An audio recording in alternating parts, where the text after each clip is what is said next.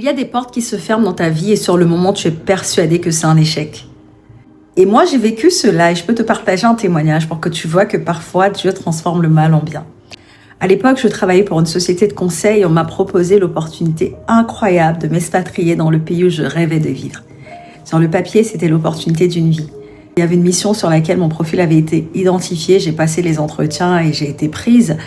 Mais dans mon fort intérieur, je savais que le poste était beaucoup trop technique pour mon profil. Ça requérait d'être ingénieur et moi, j'avais un profil plutôt business. Et je le savais pertinemment. Et j'ai même alerté mon leadership en leur disant, vous voulez me positionner, mais honnêtement, je sais que je coche pas les cases et je ne pense pas être la bonne personne pour ce poste. Et mon manager m'a conseillé d'accepter quand même. Il m'a dit en substance, tu sais, mets déjà le pied dans le pays, c'est ton rêve d'y vivre. Ensuite, tu pourras rebondir. Alors, j'y suis allée.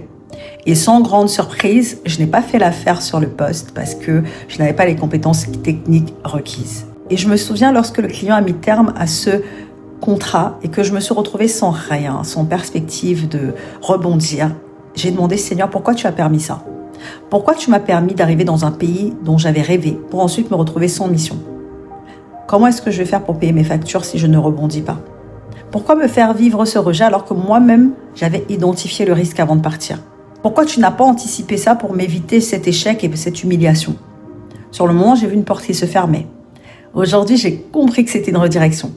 Parce que c'est précisément après que cette porte se soit fermée et qu'on ait mis terme à mon contrat que mon leadership m'a positionné sur un autre métier. Un métier auquel je n'avais pas du tout pensé à l'époque. Et ce métier est devenu celui dans lequel j'ai brillé et je me suis le plus épanouie dans ma carrière. C'était l'opportunité d'une vie qui a été créée au travers de ce qui semblait être un échec à l'époque. Et donc, il a fallu que la mauvaise porte se ferme pour que la bonne puisse s'ouvrir. Alors, je veux parler à celle à qui on vient de dire non, à celle qui n'a pas eu le poste qu'elle voulait, à celle qu'un homme a quitté alors qu'elle pensait pouvoir construire sa vie avec lui, à celle qui regarde actuellement une porte fermée en se disant « Mais qu'est-ce qui ne va pas chez moi ?» Toutes les portes fermées ne sont pas des rejets. Et parfois, tu ne comprendras que beaucoup plus tard pourquoi il ne fallait pas que tu sois accepté à cet endroit. Alors apprends ce que tu dois apprendre de cette porte fermée, mais ne construis pas ton identité autour d'elle.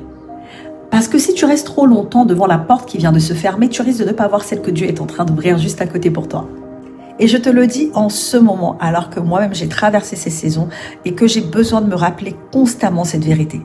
Répète après moi, Dieu est capable de faire concourir à mon bien ce que je ne comprends pas et le transformer en quelque chose de bon. Et si tu traverses actuellement une saison de porte fermée, sauvegarde cette vidéo. Reviens l'écouter le jour où tu ne comprendras pas et tu te demanderas, mais Seigneur, pourquoi tu as permis? Et je peux t'assurer que tu ne comprends pas maintenant, mais tu comprendras sûrement plus tard. Et partage-la à quelqu'un qui a besoin d'entendre ce message aujourd'hui. Dis-moi en commentaire, est-ce qu'il y a déjà eu des portes où tu as fini par dire, Seigneur, merci pour cette réponse à la prière que tu n'as pas exaucée? Parce qu'aujourd'hui, je comprends.